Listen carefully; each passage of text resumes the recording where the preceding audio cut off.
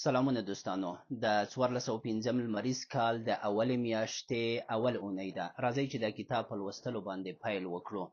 که هره اونۍ یو کتاب ولوستلی شئ نو په یوه میاشت کې به مو 4 کتابونه لوستي وي او په دې توګه به د کال تر پایه پورې تقریبا 50 کتابونه ولوستلی شئ.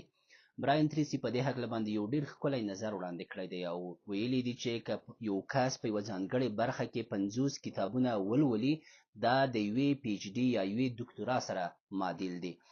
نو دا چې ژوند تیریږي او دغه کال هم د ستاسو د ژوند د نورو کلونو په شکل باندې په پوره سرعت سره پای ته رسیږي، نو راځئ چې له همدا نن څخه پیل وکړو.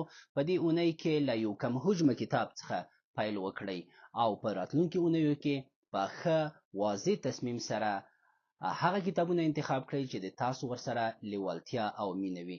راځئ دغه پروسې ته ادامه ورکړو. د کال تر پایه پورې به انشاءالله چې ستاسو په افکارو، باورونو او حتی ستاسو په شخصیت کې یو مثبت بدلون راغلی وي.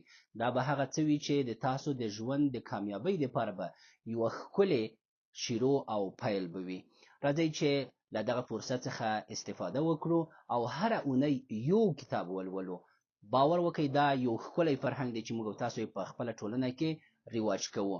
راځئ دغه موضوع له خپلو نورو دوستانو او ملګرو سره هم شریکه کړو ترڅو په ډیر کم وخت کې دوی وکولای شي د کتاب لوستلو باندې عادت وکړي او دغه پروسه له همدې اونۍ څخه یعنی حتی له همدې ورځې څخه پیل کړي.